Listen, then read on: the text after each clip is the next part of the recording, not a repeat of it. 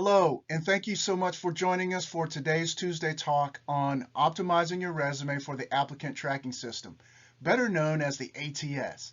I'm Michael Robinson, the career coach here at Easter Seals Veteran Staffing Network, VSN for short. I'll be your host and presenter.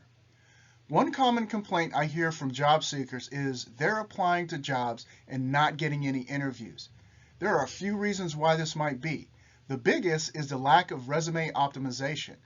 Not understanding how the ATS works causes many job seekers' resume to fall into the digital abyss known as the application black hole. During this webinar, I'll help you understand methods to keep your resume out of that digital abyss. I will share with you methods to optimize your resume for today's hiring challenges based on my experience reviewing thousands of resumes and job applications, as well as my behind-the-scenes working knowledge of various ATSs. Here's a little bit about me. I'm a retired Marine with the majority of my post-military career having been in HR. I've held positions as a hiring manager, recruiter, and career counselor. In my previous position, I exclusively worked with military members moving into the civilian workforce as an employment facilitator for the Transition Assistance Program, also known as TAP. During that time, I taught more than 100 workshops to over 2,000 transitioning service members. Now, allow me to introduce the VSN to you.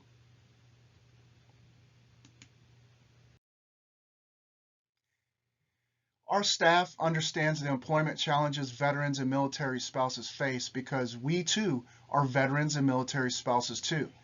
We've matched over 2,700 qualified candidates with employers to fill temporary to permanent, contract, and direct hire positions.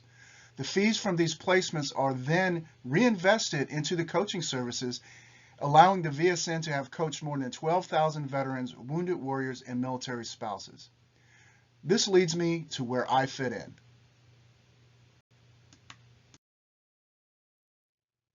Our coaching program isn't just about people landing a new job. It's about helping people discover what they need in work to be truly happy and contribute meaningfully so that they won't hopefully be looking for work for a very, very long time.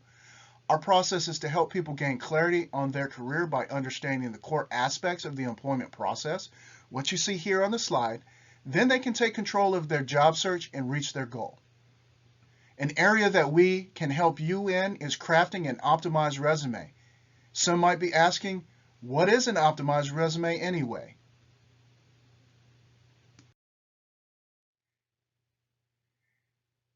Resume optimization is the process of customizing your resume to the job posting using a ATS-friendly layout each time you apply for a job.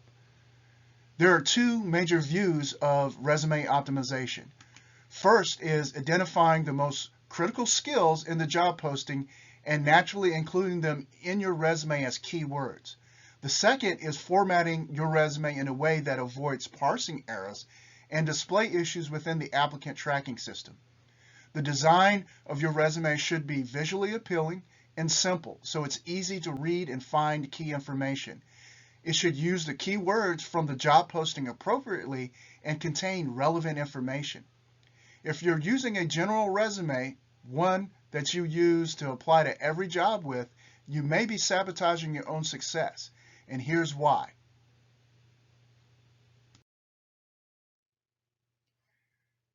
General resumes aren't written with the employer in mind. Optimized resumes, on the other hand, are written to give the employer a concise description of your qualifications in relation to the position that you applied for. Additionally, resumes should be written for two types of screeners. The first type is the electronic, or the ATS, which was invented to help recruiters screen large volumes of resumes quicker by automating the process. One thing to keep in mind, not all ATSs are the same. There are more than 200 well-known ATSs on the market, and all of them work slightly different. But one thing is guaranteed, most organizations will use them in some form or fashion. The ATS electronically scans your resume, scores the qualifications based on the job posting for that position, and in some cases, ranks your resume according to your score and stores that data for easy access. In many cases, Qualified job seekers are phased out of consideration because they don't rank well in that screening process. Next are the humans. Whether the company has an ATS or not, humans will decide if job seekers selected for an interview meets the qualifications. These screeners only spend less than 30 seconds scanning your resume before deciding whether it makes that initial cut. I'll say that again, scanning. Scanning isn't the same as reading. They'll skim the resume for information they're looking for. And unless the company has a standardized process to evaluate resumes, every human will view that resume according to their preferences. Many job seekers believe that the ATS rejects resumes. Well, that's simply not true. Humans do.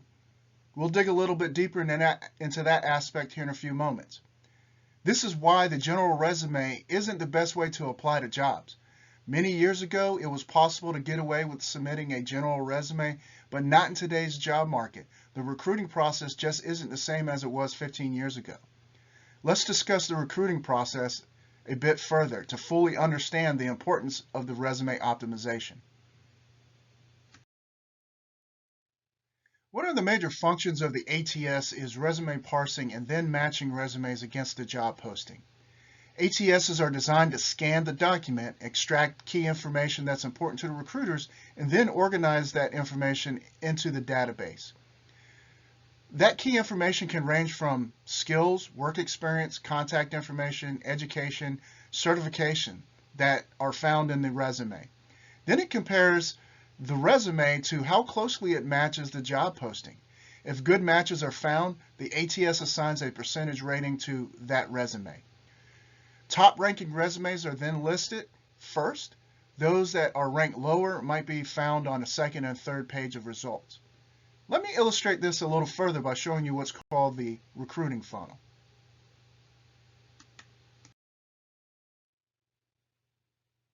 What you see here is what's known as the recruiting funnel. Regardless of the company size or industry, there are several critical elements of the hiring process that happen before an offer is made. While some steps are obvious, others may not be known to you. Now, every company has a different hiring process, so some companies might have more steps while others have fewer.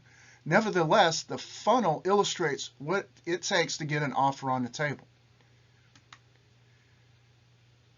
The average corporate job opening receives roughly 250 applications. To put this in a better perspective, entry-level positions generate hundreds more than specialized positions. Even so, the competition is pretty stiff. Let's say you have 100 people that complete the job application. 75 of those will be screened out by the ATS. 25 will be seen by a recruiter who will approximately forward 10 applications to the hiring manager. 4 to 6 of those will be invited for an interview.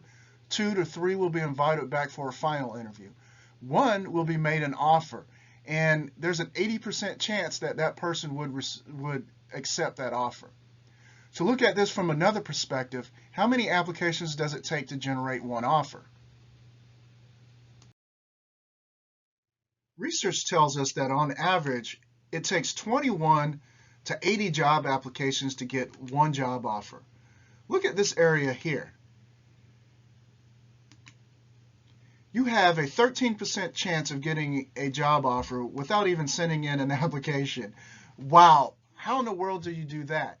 You do that by leveraging your network and getting referred to a position. And we have an upcoming webinar describing just how to do that, so stay tuned. Now, even a referral at some point will need to apply to the job.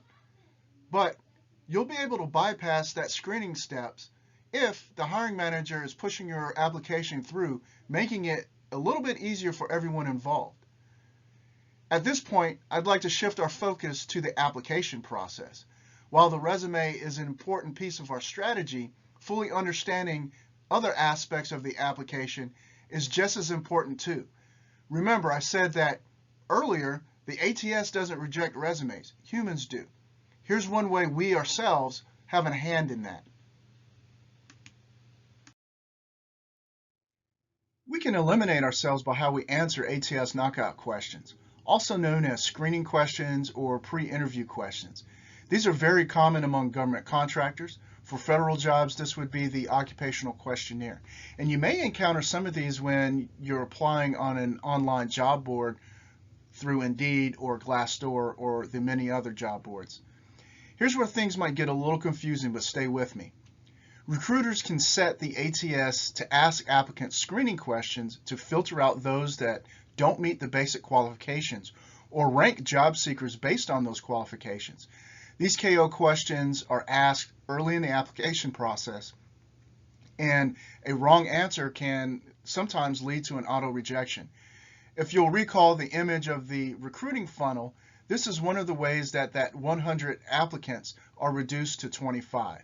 This keeps the hiring manager from wasting time vetting and interviewing applicants who are unlikely to be among the top candidates. Filters are also used by the software to eliminate unqualified candidates, often by asking questions such as basic functions, are you able to type 40 words a minute, to legal questions such as, are you authorized to work in the United States?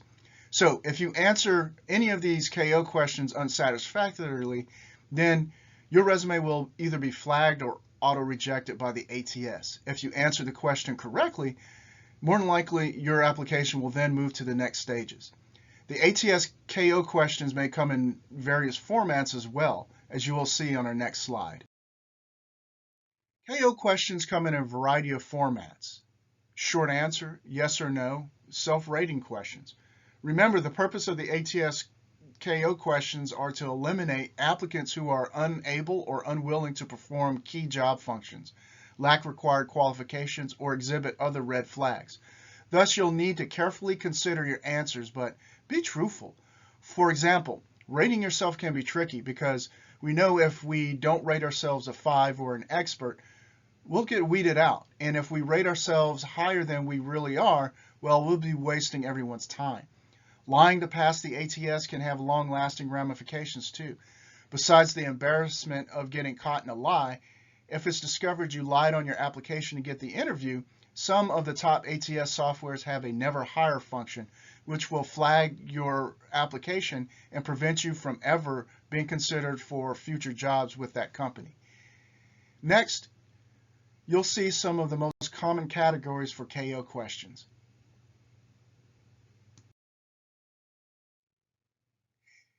Here are some of the most common types of KO questions you might come across. Make sure you thoroughly read through the job posting because the questions are based on those requirements. Say the position requires 3 to 5 years of experience doing X. The KO question in the application might ask, how many years of experience do you have doing X? It's fill in a blank. And you put 10, 15, or 20 years that many veterans might have. Well, you could be weeding yourself out because now you might be seen as overqualified instead of just answering the question with a 5. What about work preference questions? Do you prefer to work alone or as part of a team? Go back and read that job posting. Does it mention collaborate or team player at the top of those job duties or listed as part of the requirements? If so, it's a good bet you can expect to spend a lot of time working with others. Do you live within 50 miles of the work site or within a specific state? Some work from home positions have state residency requirements. Continuing our conversation about the application process, why do companies make you upload your resume and you still have to re-enter the same information that's on your resume into the online application? Or the application gives you the option to port your information from your resume and you still end up typing that information in the application anyway. What's up with that? One thing's for sure, avoid putting "see resume" in any portion of the application, regardless of how annoying this part of the process is. A while back, I wouldn't even complete an application if it required typing that same information that was on my resume into the online application after uploading it. But I've learned a few things since then. Some employers see their application process as a test. If you really want the job, you'll go that extra mile to fill out the application. It also reveals how well you can follow instructions and express yourself, i.e. communication skills. More importantly, it helps with the parsing problems when critical information may not be ported or copied correctly into your profile. Everyone writes their resumes differently in different formats, so the information may not be captured correctly in that profile. The online application process collects consistent information in a uniform format for every applicant. This allows digital profiles to be searched and filtered, and applicants' credentials can be easily compared because they're listed in the same format. Also, some applications ask for digital signatures to attest that all statements on the employment application and resume are true. Obtaining these signatures enables the potential employer to check the veracity of all data provided on the employment application, including employment history, education, degrees, earned, and so forth, as well as to conduct background checks and drug tests also. Now that you have a better understanding of the ATS application process, let's focus on the resume itself. The best way to make sure that your resume is ATS friendly is to customize it for every job. This requires us to analyze the job posting to find those important keywords. Simply put, job seekers don't spend enough time doing this. In our next Tuesday talk, we're actually going to go into depth about how to decipher a job posting, so I encourage you to register if you want to learn about that. Job postings are often vague and can lead to confusion and a waste of time if you don't recognize what the employer wants. Before you apply, you need to know what the listing means from the company's point of view. If you know what the job advertisement's words and phrases mean, you could save yourself a lot of time and frustration. By decoding the job posting, you'll truly understand the requirements of what the company is looking for from the applicant. Part of that is understanding keywords and how to use them. We'll explore what keywords are now.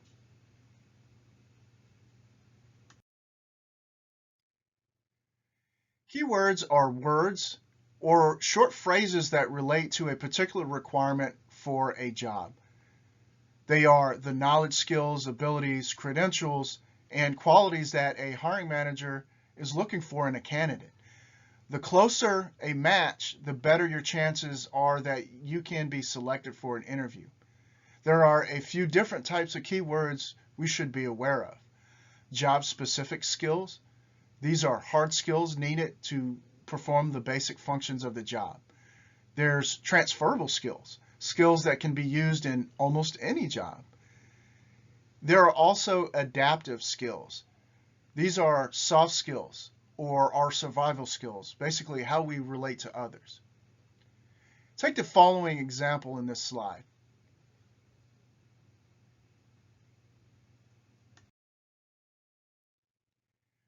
When searching for keywords in the job posting, you'll want to look in two specific areas, the responsibilities and the requirements. Here in the responsibilities, you can see written in orange are job-specific skills. I have highlighted in yellow communication, which is a transferable skill. Nearly every type of job will require an employee to communicate in some form or fashion. So this one you'll definitely want to pay particular attention to. Let's turn our attention to the requirements now.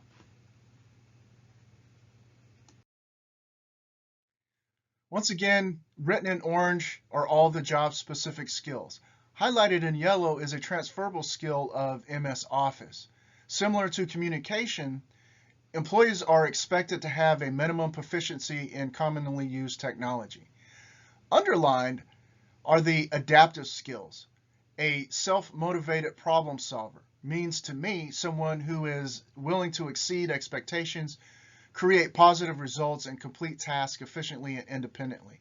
So if we were going to apply to this position, we would need to show how we've met this criterion in our past performance and work experience. Finding keywords is one thing. Knowing how to integrate them into our employment documents is another.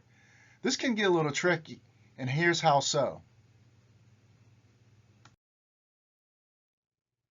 ATSs have come a long way from their early days, but they're not as smart as humans, not yet.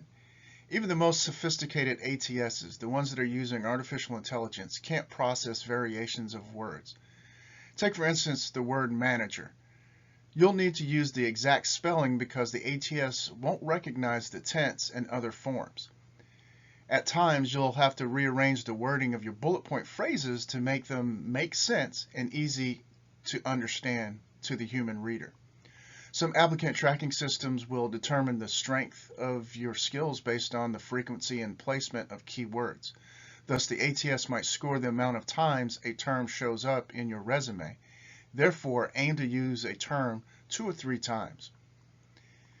You'll have to maintain a balance between the ATS and the human screeners because if you stick to keywords for the ATS, it will make you sound like a poor communicator to the human screener since the keywords won't be in the same tense as your bullet point phrases. Lastly, don't word stuff. Word stuffing comes in various forms, 2 of which I'll cover here. One example is many years ago, people would try to trick the ATS by hiding words from the job posting in white font throughout their resume, like this. Another tactic is called phishing, using a keyword in various tenses to be sure it's found by the ATS, and that looks like this. This is all in an effort to beat the system. Job seekers do more harm than good by keyword stuffing. This is widely known as a deceptive tactic and will definitely lead to a rejection if found. Keywords are core elements of the resume optimization. So too is the placement of information. An area to pay close attention to is the location where you put your contact information. Whatever you do, don't use the Microsoft Word's built-in header or footer tool to put your name and contact information in. ATSs can't find this critical information here. Not all applicant tracking systems are able to properly read or parse information stored in the header or footer sections. The solution is simple. Don't use the headers or footers.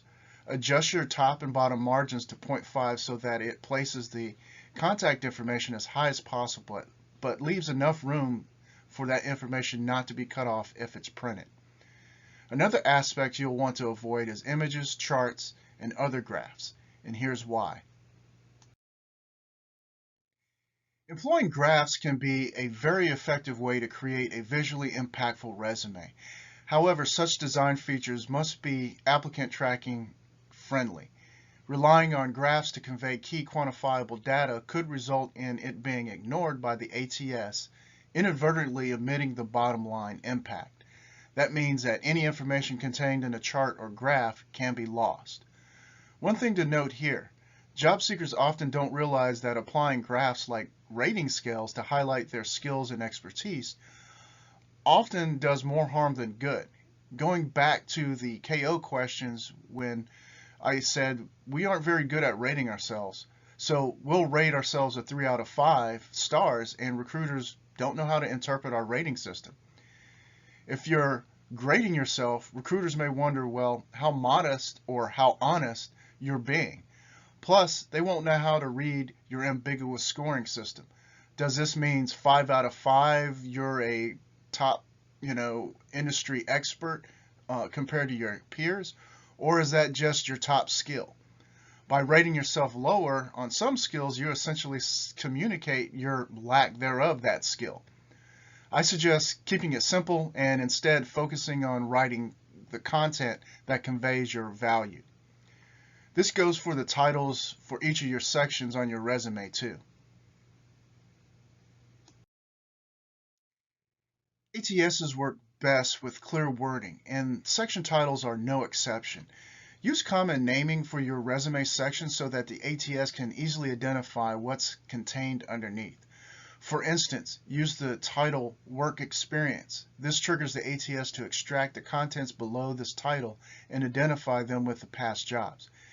If you don't use standard job titles and use something like past jobs or fun jobs, things that I've done in the past, such as in this resume you see here, then the information in that section could be completely ignored. And people are constantly trying to make their resume stand out and don't realize that they are inadvertently causing their resume to not pass the ATS screening. One such case is with the bullet point icons. Let's take a look at that now. Stick to a conventional bullet point style, such as circles, hyphens, or small squares. Avoid symbols that might look confusing. The non-traditional bullet points like stars, diamonds, and check boxes don't always get parsed correctly. Be consistent with the formatting and use the same design throughout the resume. This keeps the resume appearance clean and easy to read. Inconsistent style issues make it hard for the human reader to evaluate the substance of your resume. Another aspect of ease of read is using a design with a clear informational hierarchy.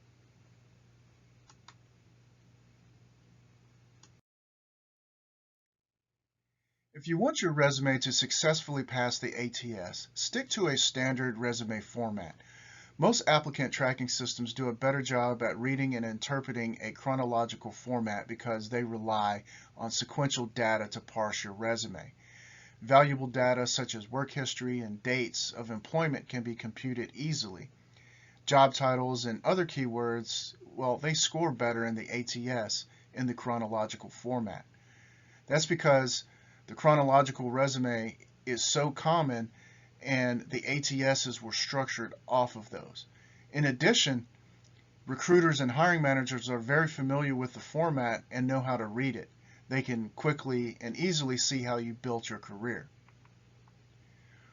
From here, we'll move to file types because there's been so much written on this topic.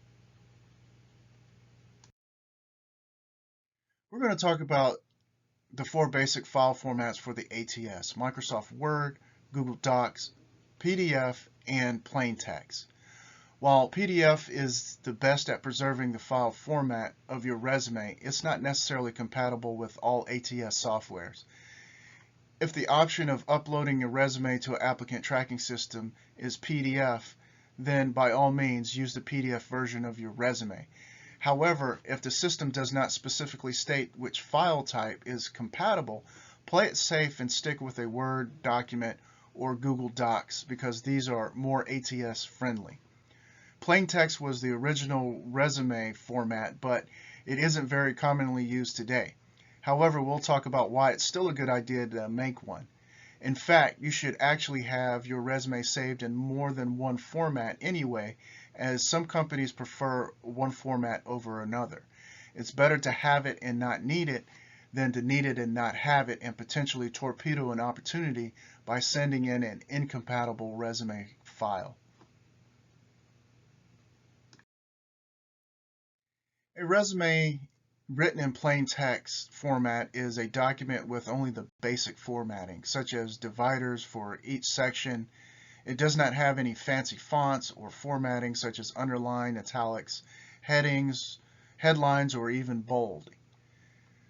When do you need a plain text resume? Well, many companies have email policies that specifically ask candidates not to include attachments. The risk of getting a virus from an attachment like a Word document outweighs the benefits of receiving one. And the company also expects the candidates to abide by this request. Plus, it's a smaller file size than the Word document and easy to attach. Also, you can embed it into an email very easily without having to worry about moving formats. Lastly, filling out an online application using a plain text resume helps when copying and pasting information into the application text boxes.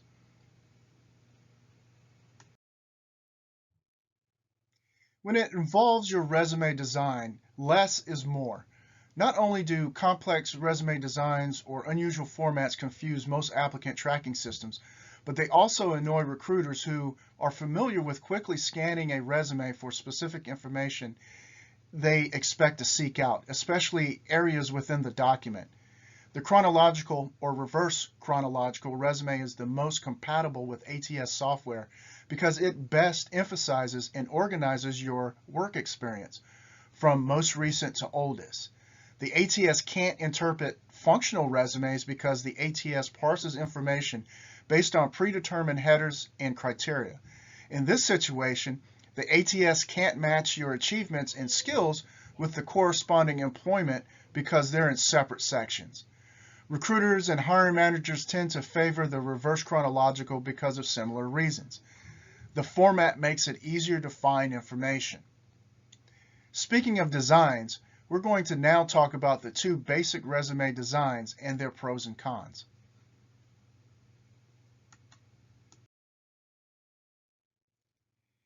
Here we're going to cover the one-column resume. Firstly, they're ATS friendly. Keep in mind that the ATS systems are designed to scan standard resumes. They scan from right to left, picking out important information, including contact details and skills.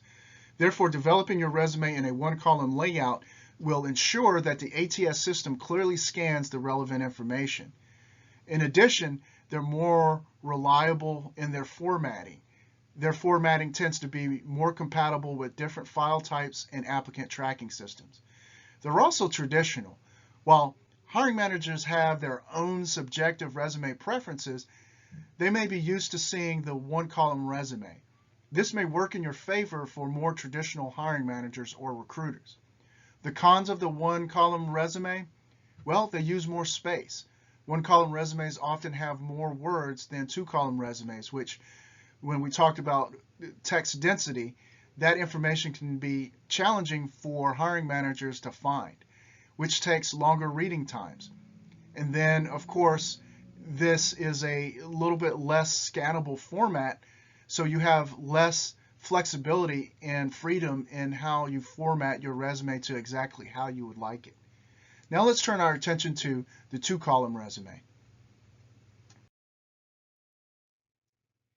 Here you see the two-column resume. The two-column resume has some benefits. Firstly, it's more scannable. Rather than listing all of your information in a one column, a two-column resume allows you to organize it to be a bit of an easier read. As hiring managers are looking through resumes, they may appreciate reading a format that makes it easier to find key information. Secondly, it has improved flexibility. Fitting all of your information on a standard one column can be a little bit challenging. A two column allows you to tweak your information and formatting to fit all of the relevant information you want to include. Lastly, it has a cleaner look. A two-column resume gives you the chance to use a more modern and organized formatting. This may help create a more attractive resume. There are some drawbacks, one of them being they may not be suitable for all ATSs. ATSs may reject two-column resumes with text box formatting or graphs, making it a safer choice to use a one column. It's also non-traditional. While a two-column resume may help you stand out, some hiring managers may prefer the basic formatting of a one column. There's also more formatting issues. Since two-column resumes have a lot more going on with the formatting, there's a higher chance it could become distorted when saving to a different file type. While formatting is important, hiring managers mostly care about your content and how easy they can find key information, which leads me to the topic of fonts on resumes. Most recruiters take about 7 seconds to scan over a resume, so font type and size are important considerations for readability and professional appearance. Whichever font style you choose, it should be easy on the eyes and have enough white space to read well on desktop, mobile screens, and in print. So avoid fonts that look like somebody's handwriting, especially cursive, or fonts where there's little space in between letters, because this could be parsed incorrectly with large chunks of information being left unreadable. Another consideration is how to format dates on a resume. Many career experts recommend spelling out the month or using the first 3 letters of the month as an abbreviation if you need to save space. You can always use the 2-digit month and 4-digit year if you prefer. Only using a year can cause some confusion. Some ATS calculate years of experience, and if you are only using the year, that can cause that calculation to be off. Additionally, if you just used a year of employment, most employers will assume that you're trying to hide something. This is an old strategy used to hide employment gaps. Today's hiring managers and employers will typically see this as an attempt to avoid listing months and attempting to hide a gap of employment.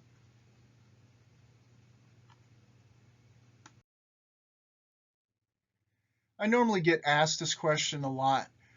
Do ATSs scan cover letters? The short answer to this is yes, they can. However, there's no guarantee that your cover letter will be scanned. So it is best that if you do write a cover letter, make sure you make this keyword rich and ATS compliant also. Basically, if an application asks for a cover letter, they're likely going to run that through the ATS as well. I'll talk about cover letters in depth in a future webinar, so you'll want to stay tuned for that with more information to come. One of the best ways that we can help ourselves better prepare for the applicant tracking system is to use free ATS scanners, those that you see here on the screen, and there's many more that are like them. But if you just do a random Google search for free ATS scanners, these are probably going to be the ones that are most likely visible in your results. Resume scanners like JobScan evaluate whether your resume will be ready and correctly parsed by an ATS, so i.e. ATS compliant. In addition, it also gives you a detailed feedback on key criteria recruiters and hiring managers are looking for, and this is all for free. Your scan report will also identify your word count, measurable results, and words to avoid, as well as evaluate the section headings, file types, and date formatting, as well as your job level match. I would highly encourage everyone to use these and use these before you apply to any position. Here's what you can do today. Please take the opportunity today and get your free scan report. Use one of those free ATS scanners. Find a job description, upload your resume so that you can get that score. This is important because you're going to want to know how your resume fares in an applicant tracking system before you apply. That way you can take and update your resume and give your resume a best chance to get you an interview.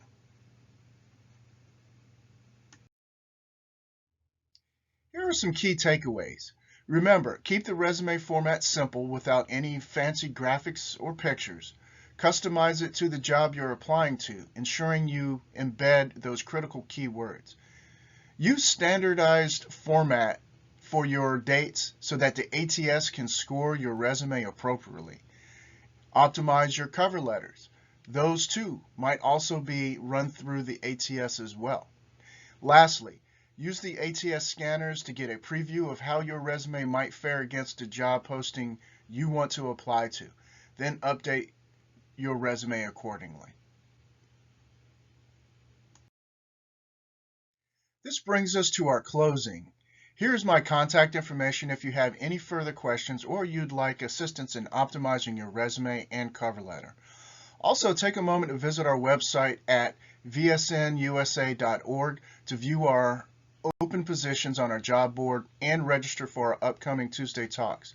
You can also schedule an appointment to speak with me there too. Don't forget to like this video if you found it useful and click the subscribe button to get notifications when other videos are posted. Then leave your comments below. I look forward to talking to you all soon. Farewell, be safe, and see you next time.